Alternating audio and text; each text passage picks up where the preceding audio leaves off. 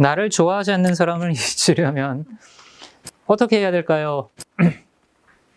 참 슬픈 거죠. 제일 중요한 건 그거예요. 정답은 있습니다. 정답은 있어요. 일단 첫 번째 시간 이야기고요. 두 번째는 뭐냐면 좀 실질적인 부분에서 네가 딴 사람을 좋아하면 돼요. 그렇죠?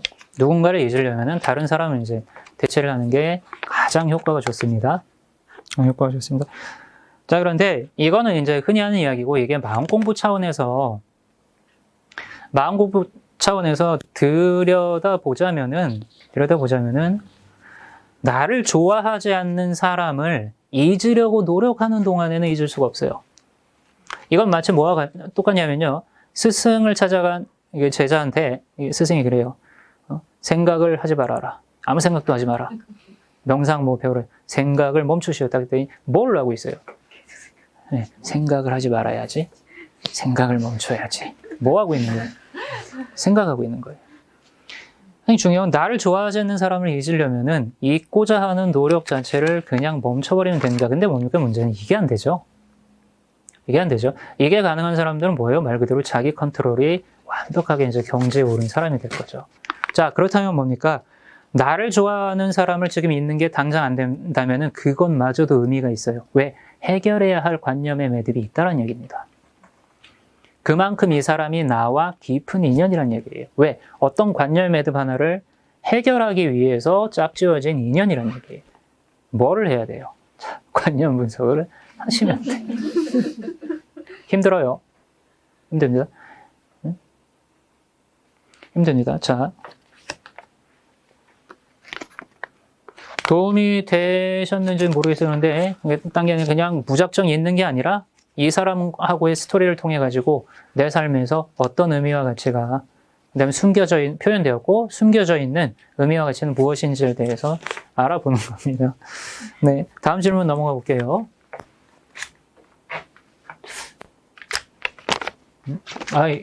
이걸로 해볼까요? 잠시만요. 상대성에 대해서는 아까 나왔었기 때문에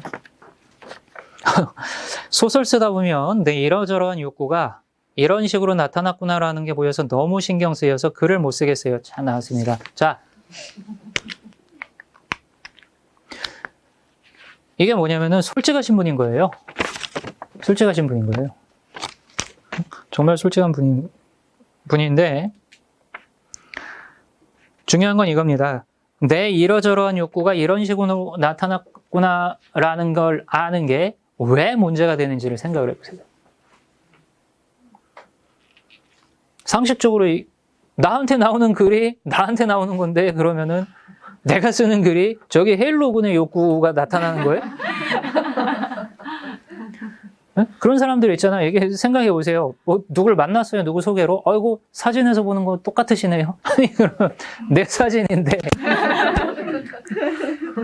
네? 그렇죠?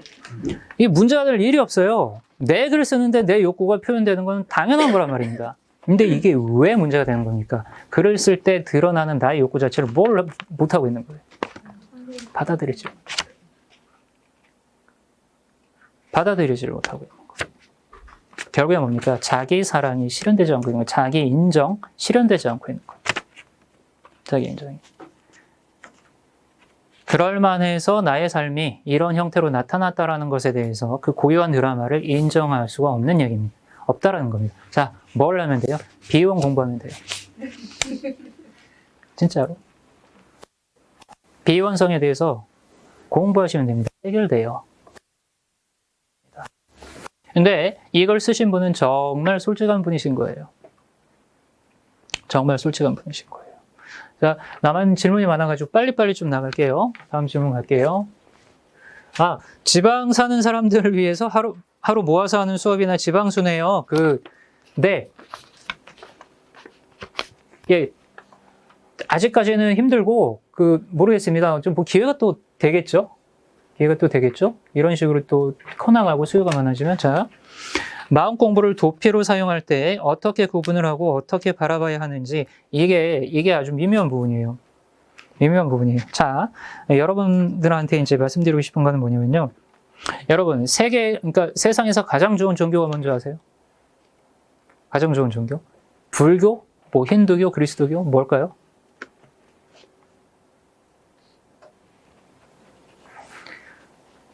자, 이거 실제로 레온 보프라는 신학자가 달라이라마한테 했던 질문이에요.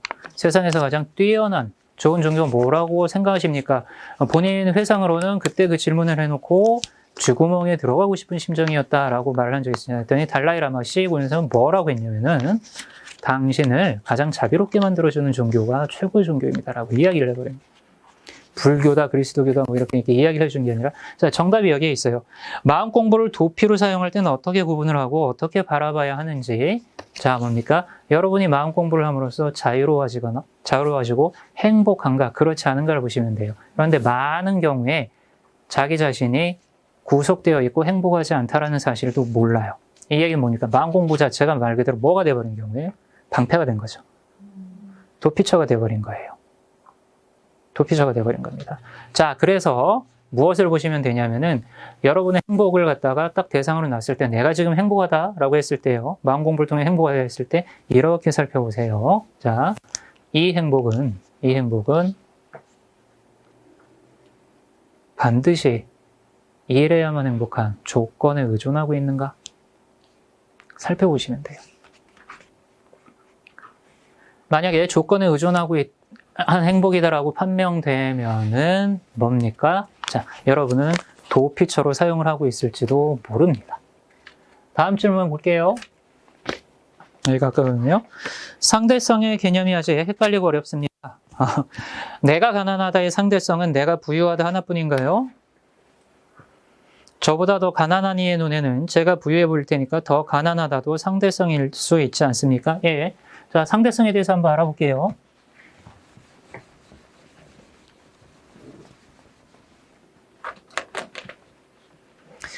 보통 이제 많은 분들이 상대성을 데칼코마니로만 생각을 하세요. 양, 뭐 이런 것도 있죠. 자, 여기다가 나는 가난하다 써볼게요. 이것의 상대성 하면은 뭘로 생각합니까? 뭐 나는 부유하다 이런 식으로 생각을 합니다. 사실 상대성의 차원에서 이야기할 때는 동시성하고 전체성을 한꺼번에 보셔야 돼요. 상대성에는 동시성과 전체성이 포함이 되는 겁니다. 전체성에 상대성과 동시성이 또 포함이 되는 거고, 자, 대표적으로 그냥 상대성이라고 표현을 하는 걸 뿐이에요. 나는 가난하다의 상대성이 나는 부유하다 하나일까요? 그렇지 않습니다. 이게 아니라 보다 더 전체적인 그거에서 볼 때는 나의 상대적인 짝으로 있는 것은 뭐가 될까요? 단순히 너가 아니라 뭐가 될까요? 나 아닌 다른 모든 것이에요. 나는 부유하다의 상대성이 그래가지고 전혀 뜬금없이 보이는 저기 개미가 걸어간다, 기어간다가 될 수 있는 겁니다. 자, 이게 근데 뭐냐면 이거에 대해서 보다 깊이 이해를 하시려면은 인드라망이라는 것, 연기적으로 얽히고 설켜 있는 연기 맵, 연기 그물을 여러분들이 아셔야 돼요. 근데 이 부분에 대해서는 지금 이 시간엔 말고, 예, 여러분들이 이제 카페글 같은 걸로 조금 이제 공부를 하시면 도움이 될 겁니다. 어쨌든 상대성이란 건 단순히 데칼코마니 찍듯이 이걸 이야기를 하는 게 아니에요. 결국은 뭡니까? 결국은 뭡니까? 나라는 것을 상정을 했을 때 나 아닌 다른 모든 것이 상대성이에요. 상대성이 되는 것. 관념으로 살펴봐도 그렇습니다. 나는 가난함이라는 관념을 떠나서 관념 아닌 다른 모든 관념들이 사실 상대성이에요. 상대성이 돼요. 자, 이거 마무리를 하면서 이 부분에 대해서 이제 적용시켜가지고 말씀드리자면 여러분의 이루어진 소망을 위해서 저기 길거리의 개똥이 필요하다라는 얘기입니다. 한번 사유를 해보세요. 마지막 한 개요? 네, 마지막 한 개 해볼게요. 시크릿을 깨닫다 독자입니다. 어떻게 이러한 인식 혹은 의식 상태에 이르게 되셨는지 궁금합니다. 저도 궁금해요.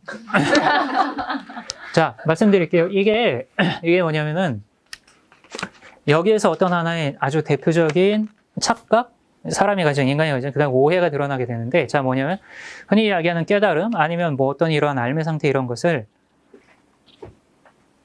어떤 나라는 개체 존재가 도달하는 무언가로 알고 있어요. 도달하는 뭐 어떤 무언가로 알고 있습니다. 자, 그게 아니에요. 깨달은 자도 없고요. 깨달음이라는 것도 없어요. 모두 동일한 뭐라고 말씀드렸어요? 꿈이에요. 대상이에요. 모두 동일한 인식의 대상이에요. 꿈속에 나타난 환영과 같습니다. 얘도 환영이고 얘가 알고 있는 안도 환영이고 여러분도 환영이고 다 환영이에요. 다 환영이에요. 문제는 뭐냐면 이것을 어떻게 알게 되셨습니까? 라는 질문으로 바꿔서 해석해서 이제 그것에 대한 답변을 말씀드리자면은 다른 게 아닙니다. 나는 무엇인가를 찾다가 보니까 나가 무엇인지에 대해서 알게 된 것 뿐이죠. 근데 뭡니까? 내가 무엇인지를 알고 싶었는데 뭐에 대해서 알게 된 거예요? 네. 세상이 무엇인가에 대해서 알게 된 거죠. 단지 그뿐입니다. 그리고 이렇게 말씀드리고 있는 지금 이 순간 자체도 뭐다? 실체로서 존재하는 게 아니에요. 그래서 얘는 뭡니까? 실제로 태어난 적이 없습니다.